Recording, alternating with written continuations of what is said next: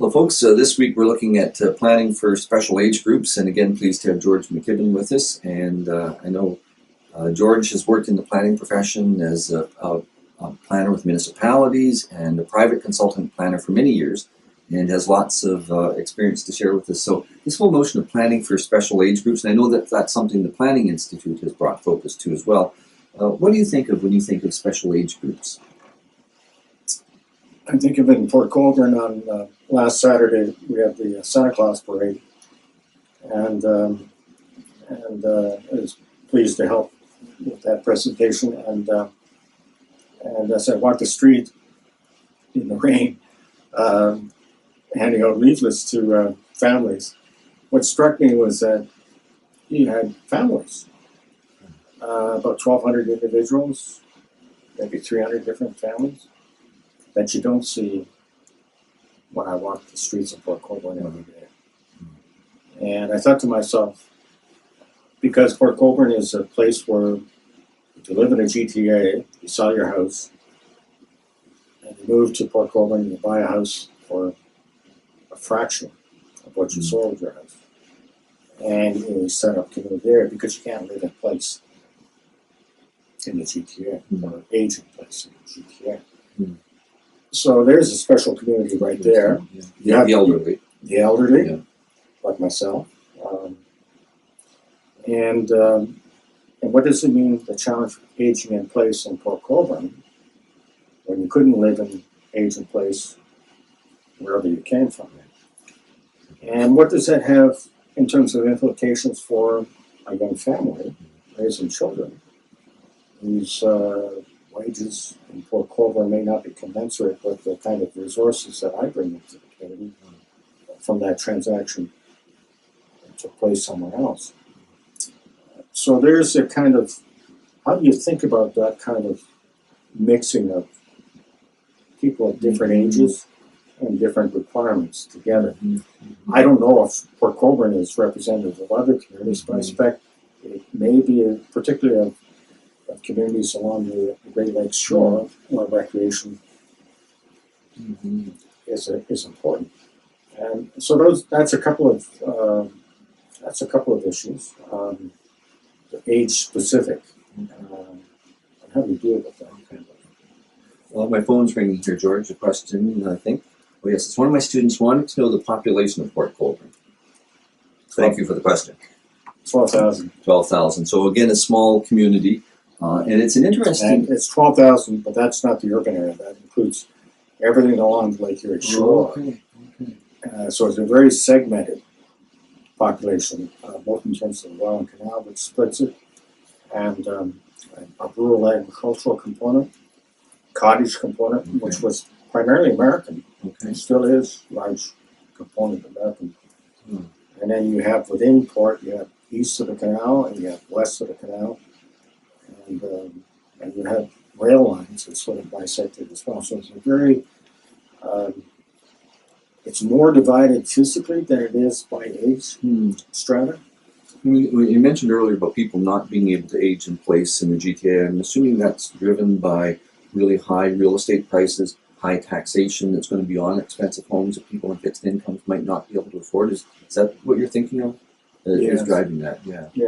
Because we have to be much more cognizant of the fact that providing for your biological needs and providing for your family needs are being challenged by the economics of living today. And the diversity of incomes is widening. And with greater income to being held by those who are better off than those who are less well off. And those divides are widening, and they're very evident in a place like Port Colborne and in a lot of the rural communities. And that is creating a special special subset of issues that we need to think about and address. It's not going to change very much going forward because there are other elements coming to play, which we may talk about later. That economic lens, I think, is really interesting. I wasn't initially thinking of that till we started chatting, but if I think of I mean, the elderly may face many challenges, all the way from mobility through to access to services, But that financial challenge is a really interesting one. Having looked at the elderly, of course, we have youth as well. Any specific comments? I know you mentioned families, which includes that range. Anything particular to youth in terms of planning for that group that strikes you as important? I think the ability to be able to access all the experience of people coming in. There's no kind of forum where people can share professional experience with young people going through school and high school and beginning to move into the trades and to the professions.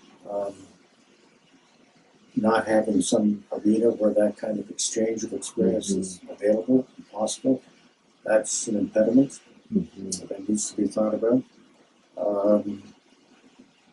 The mixing and matching of work opportunities within Port Colborne is problematic.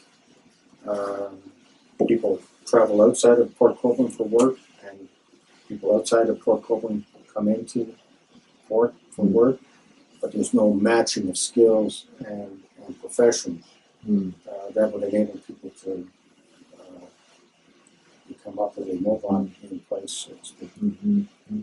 If we any other groups? I know there are many groups and spend lots of time from different communities and so on. But from an age perspective, if you've captured the elderly and the youth, and I guess families in that context, I realize there are groups all the way from folks who may be physically challenged or people with mental health challenges that are sort of may or may not be subsets of that broader range. But any other items that come to mind particular to this topic?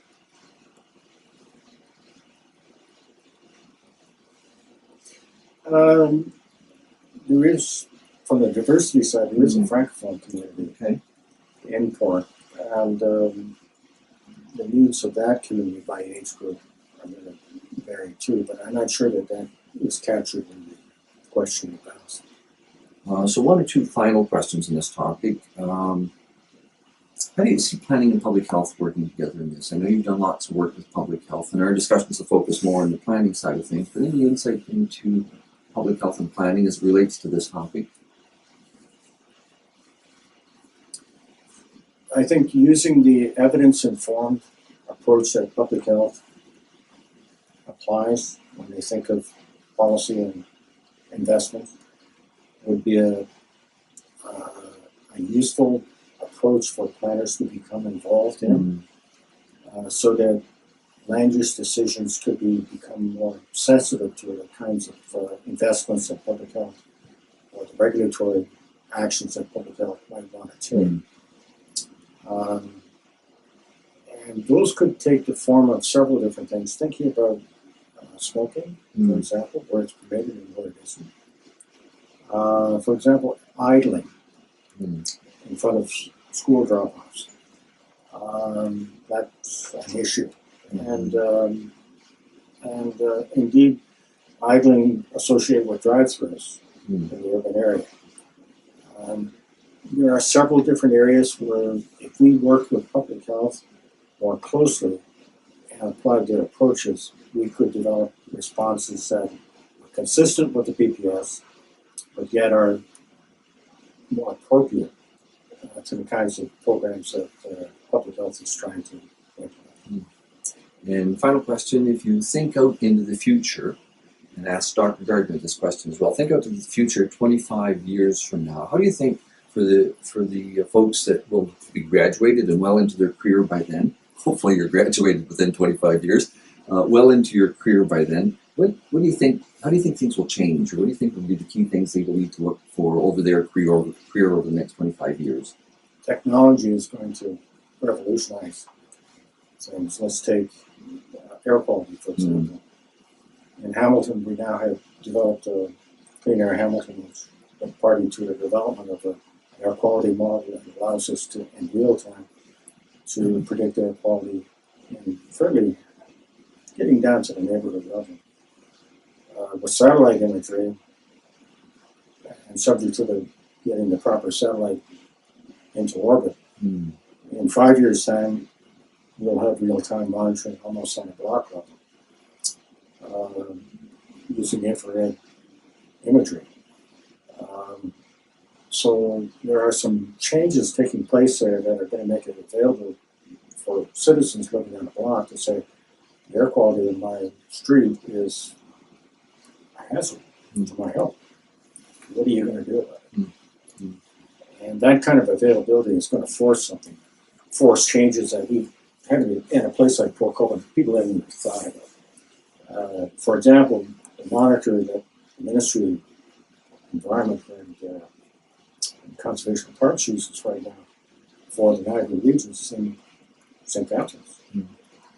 So the air quality health index is rated using readout from that particular monitor. 10 years down the line, it'll be on my cell phone. Mm. And it'll be specific to the street I live on. Mm. That's huge. Mm. And the dynamics of changes like that, magnified by other changes in other areas, it's just going to blow our minds. Well, thank you very much for that input, George. It will certainly give people lots to think about as we look at the topic for planning for special age groups, and particularly looking forward to the future and how that will continue to evolve. So thank you again.